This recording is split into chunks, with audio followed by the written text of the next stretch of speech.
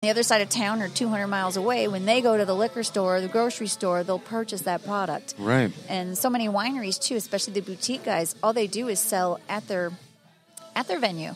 Yeah. So if you now can't do a tasting at a winery, are you going to go and buy their high-end wine or their craft wine? No, or your craft beer? Are you going to do that? Are you going to take the chance and just, oh, sorry, you can't sample it. We're closed for that, but you can just buy bottles or you can just buy growlers. You can, So I think that's kind of been a good thing, and we've been with our associations, the Brewers Associations, the wine growers, and our Texas Distilled Spirits Association, which I'm on the board of.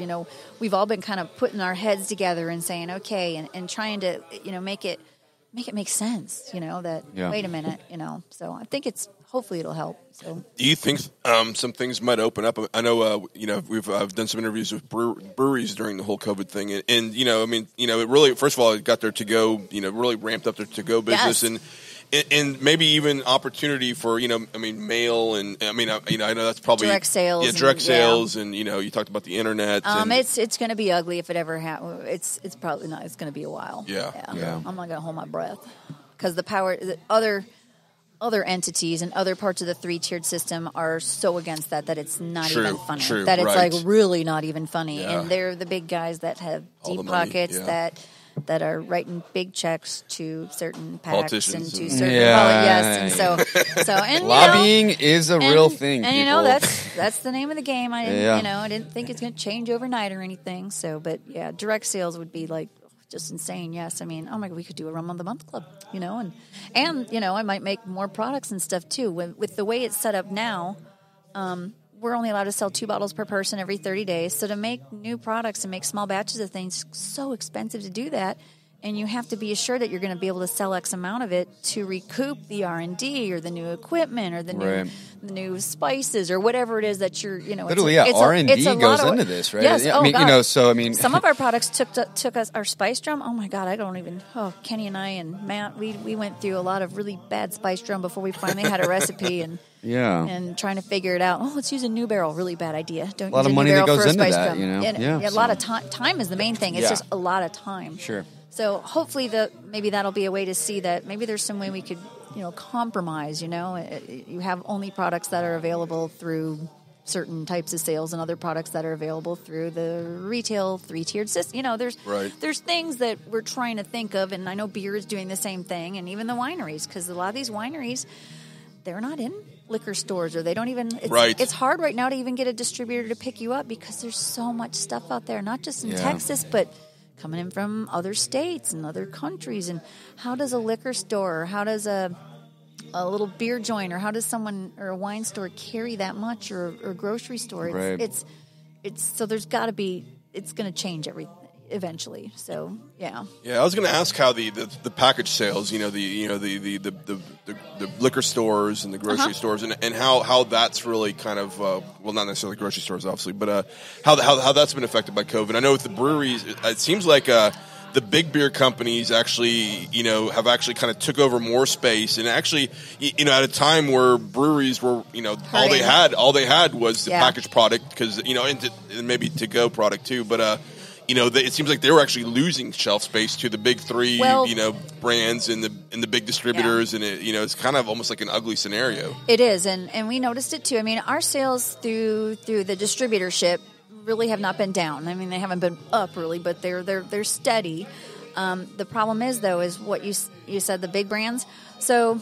Okay, you don't have as many people working in your stores, right? And you're don't know what's going to happen, so you're kind of tight on your purse strings too. So when you run out of Raylene on your shelf at the liquor store, you're going to be like, oh, let's get in a couple cases of that, or are you going to keep, the big brands, whether it's the big beer, the big, the big spirits brands, the big one. Yeah. So unfortunately, that's kind of what happens. We see it after hurricanes. Hurricane gets hit, everybody's closed and whatnot. Well, the bars and restaurants start to reopen. Are they like, oh, wow, we need to replace that Raylene? No, they need to replace their core items first and then think about get to the special stuff. We're the same way. I mean, there's still a handful of things that I'm not jumping off and restocking certain items yet and whatever. We're going to give it a little while because we got to get back into it. So there's a handful of cocktails I'm just not able to buy because I have to buy a big X amount of what, and I don't want to, so yeah, it's been tough. And then too with so many bars and restaurants closing.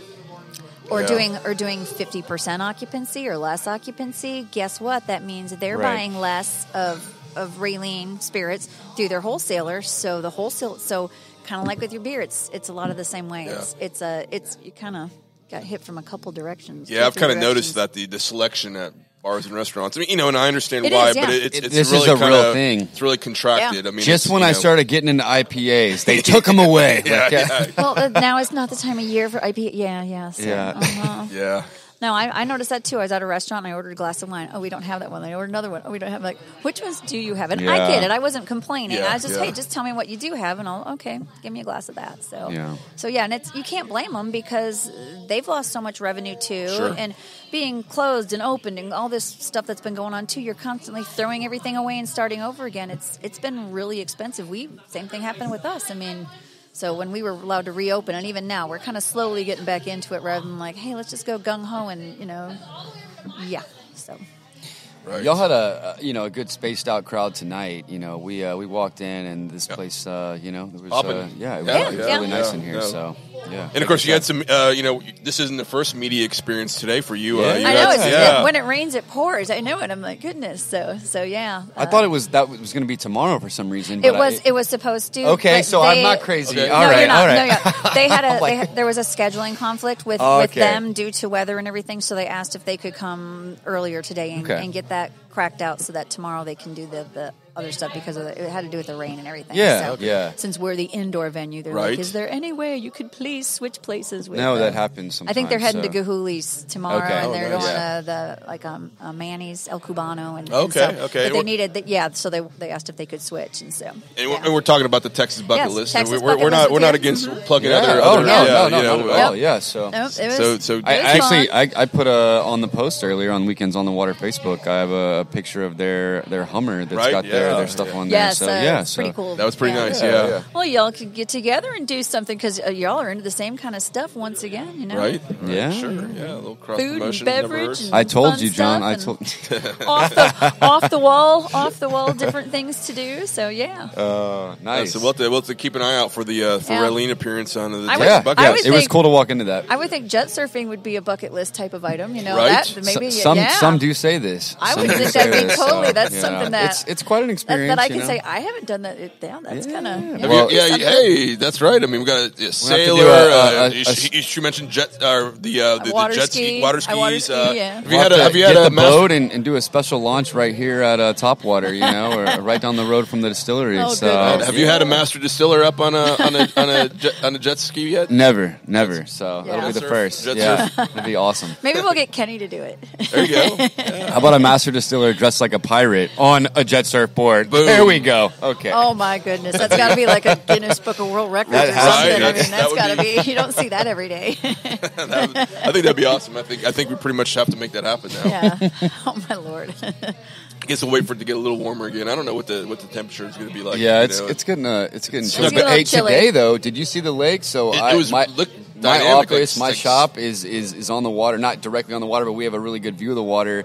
And it was, I guess, colder outside than the lake was today because it was a lot of steam. Steaming, yeah. I'm talking a couple feet, 3 or 4 feet of steam. It was probably hard to boat out there this morning. It looked Halloween really neat. Week. I mean, it's perfect. Yeah, so that was neat to see. It's not too often that happens. That much of it. Yeah, that was cool. That's cool. That would have been some good artwork, if you. Man, dude, it was really cool. Yeah. I was like looking at it at different angles, driving by it over by the Hilton. It was cool. Yeah. No, I almost tried to take a picture of it, but then I realized, dummy, you're driving. Don't do it. Yeah, you know how many people have almost wrecked on what we claim or what I claim to be the causeway in Clear Lake. It actually is a causeway, so there's no debate. The Kemah Bridge is a bridge. This is a causeway right by the West Mansion. But we call it the Clear Lake Causeway because whenever we say causeway, people think we're of the Galveston Causeway. So. Right, but I agree. Sure. But you've turned me around on that. This is the Clear Lake Causeway. The Bay Area Causeway connects a couple cities, I guess. It's like Houston and Nassau Bay, and then Pasadena and Taylor Lake Village, El Lago, Seabrook. It's all connecting all this, And it also is the boundary for distributorships. It's so weird that literally there's 3 different Anheuser-Busch distributors within like a mile of each other. Yeah. Because the way the lines are Kemah drawn. Bridge and the Clear Lake Causeway. Egret Bay and Kemah and all of it. Yeah, it's so interesting. Yeah. And that's kind of cool. That just shows you, the history of alcohol, how, natural boundaries are really kind of the, one of the big dividing points in a lot of areas. It's kind of cool. Mm-hmm. Oh, but you talked about, I thought about this. You said how, that's a dangerous spot. Obviously, it would be dangerous, especially if I tried to take a photo. But I remember... Well, it's a good spot to look at the lake. And people, I think, get caught up looking at the water. You're driving, and you look over, it's such a great view, and then all of a sudden you're like, oh, okay, we're on a 3-lane road. People are... And if you're in the inside lanes, you only have a couple inches to work with. If you're looking at the water and someone's texting next to you, but you got to be careful out there. I don't know if it's true or not, but when I was in high school, I remember, this is back, I guess, the late 80s, Clark High School, the Harris County sheriffs came and they told us that that's the most dangerous stretch in Harris County, that the Clear Lake Causeway. Are you kidding me? I never really see wrecks. Yeah, there, I never see. Hardly ever. I'm never like, oh, I'm stuck on the causeway. There's a wreck. No, not at all. Kiever Bridge, another story. But yeah.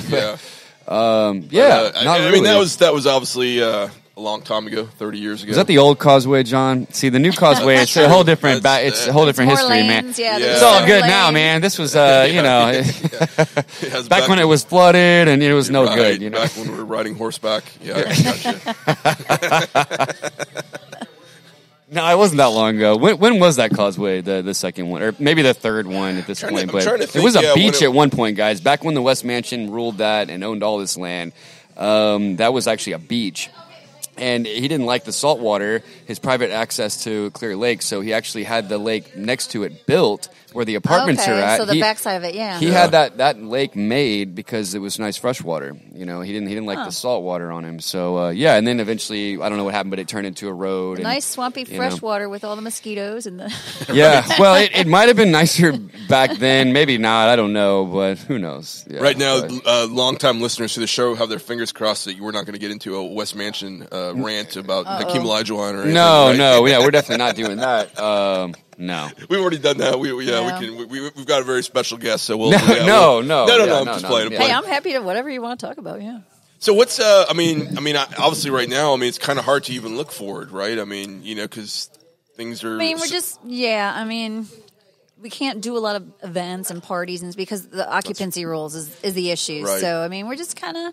It's been busy though. We haven't had to turn anyone away yet. As far as there's too many people, but we have the outdoor area, so we're just kind of spacing it out, and it is what it is, and we're doing some happy hour events and stuff, and we'll get back. Hopefully soon we'll be able to get back to doing our crazy pirate parties and more of the live music and things like that. Right now though, to do a lot of that, it draws too many people, and we'd be over occupancy, and that's all I need is to do that. So we really don't want to do that. So we're just kind of taking it chill, and we're thinking outside the box, different things we're going to do because people need to be seated. There's no dancing. I feel like Footloose, but there's we're not supposed to have people dancing, and they don't want folks really up and about. If you're inside, it's supposed to be butts and seats. So there's some things we're working out, but trivia, there's some other things we can do. We're thinking maybe name that tune. I don't know if anyone thinks of something we can do, with people sitting in seats and engage, and they're trivia. We've done trivia before. We'll probably do some more of that. So we're kind of